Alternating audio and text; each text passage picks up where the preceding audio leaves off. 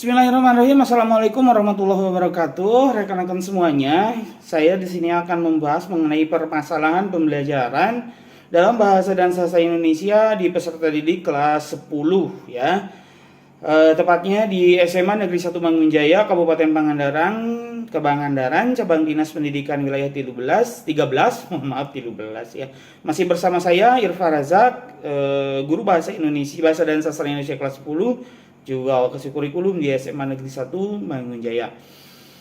Nah, teman-teman semua, di sini saya memiliki permasalahan bahwa sebagian dari peserta didik yang saya ampu di kelas 10 MIPA itu kurang bisa atau tidak menerima konsep tentang bahasa. Nah, ini pokok permasalahannya, ada ketidakmenerimaan tentang konsep bahasa. Karena peserta didik di sini merasa bahwa mereka sudah bisa berbahasa, akan tetapi tidak memahami hakikat dari bahasa itu sendiri. Sehingga memang bagus pembelajaran di kelas ini menjadi lebih atraktif, menjadi lebih hidup karena terjalin diskusi antara peserta didik dengan saya, dengan gurunya gitu. Namun di sini diskusinya terkesan diskusi yang apa ya gitu. Saya diserang oleh peserta didik tanpa dasar gitu, sedangkan apa yang saya sampaikan berdasar dan ini perlu sampai dibelajarkan lebih dari satu kali tatap muka. Nah, apa sih permasalahannya? Pokok permasalahannya di situ di sini tentang bahasa yang bersifat arbiter atau mana suka. Ini sebenarnya permasalahan ini sesuai dengan video pembelajaran yang tadi saya sampaikan, dan video pembelajaran itu saya buat sebagai bahan acuan untuk pemecahan masalah dari permasalahan yang saya sampaikan pada kesempatan saat ini. Permasalahannya apa? Peserta didik merasa bahwa bahasa merasa sudah ada. Jadi bahasa itu bukan diciptakan, tetapi bahasa itu merasa bahwa bahasa itu sudah ada, kita tinggal menggunakan.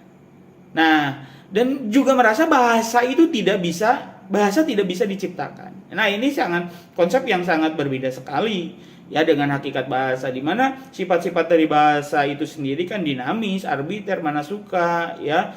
Terus ada konvensional, terkonvensi, disepakati. Nah, di sini peserta didik beranggapan bahwa bahasa itu sudah ada dari dulunya, bukan hasil dari sebuah peradaban. Nah, kalau bahasa sudah ada dari dulunya, kan sejak Nabi Adam, kita nggak tahu Nabi Adam berbahasanya pakai bahasa apa gitu. Apakah pakai bahasa Arab, bahasa Persia, bahasa Ibrani, ya kita nggak tahu gitu. Karena Nabi Adam itu seperti sukunya entah suku mana gitu kan, karena Nabi Adam itu kan memang manusia pertama ciptaan Allah yang diturunkan dari surga ke dunia ini. Nah, terus peserta didik juga merasa bahwa bahasa ini tidak diciptakan. Ya, bahasa itu sudah ada aja gitu. Kita tinggal menggunakannya. Nah, sedangkan tanpa mereka sadari bahwa mereka menggunakan bahasa-bahasa yang memang benar-benar baru gitu ya, seperti slebel gitu kan. Slebel itu entah maknanya apa, tapi digunakan dan disepakati dan itu diciptakan oleh si JJ gitu ya. Slebel gitu.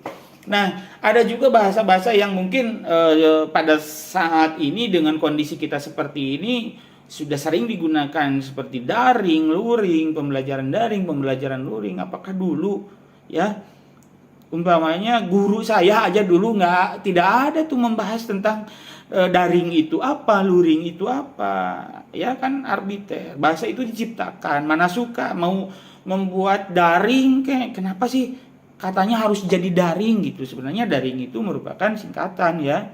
Singkatannya akronim dari dalam jaringan. Kalau luring luar jaringan. Nah, ini sebenarnya penciptaan yang memang disederhanakan dari hal tersebut. Nah, siswa itu merasa bahwa bahasa itu sudah ada dan tidak bisa diciptakan. Nah, itu konsep yang salah sekali. Nah, bagaimana sih pemecahan masalahnya? Melalui penjelasan akar masalah berdasarkan materi PowerPoint yang sudah saya sampaikan, ada juga di link YouTube di channel ini. Terus solusinya dijelaskan secara rinci bagaimana bahasa itu tercipta. ya, bagaimana bahasa itu tercipta. Kalau secara PowerPoint mungkin tidak secara utuh, tidak secara menyeluruh, namun dalam pembelajaran di kelas saya berikan solusi pemecahannya, dijelaskan bahwa memang bahasa itu seperti apa. Oke. Ya, hasilnya bahwa ada sebagian siswa yang kekeh bahasa itu sudah ada dari dulunya, tapi kebanyakan dari siswa memahami hakikat bahasa, tentang penciptaan bahasa dan lain sebagainya sesuai dengan pemaparan melalui media audiovisual beserta didik. Saya juga berikan contoh film zaman dulu, ya contoh ini teman, bahasanya seperti apa lalu berubah sampai sekarang. Nah, belajar membuat bahasa dalam suatu komunitas tertentu. Saya beri contoh mereka untuk membuat bahasa dalam komunitas atau kelompok tertentu.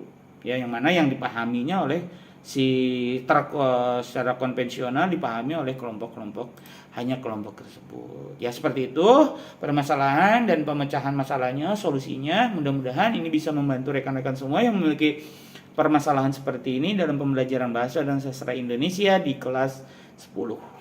Oke. Ya. Terima kasih semuanya atas segala perhatian dan atensinya. Mudah-mudahan kita bisa berjumpa lagi di lain kesempatan.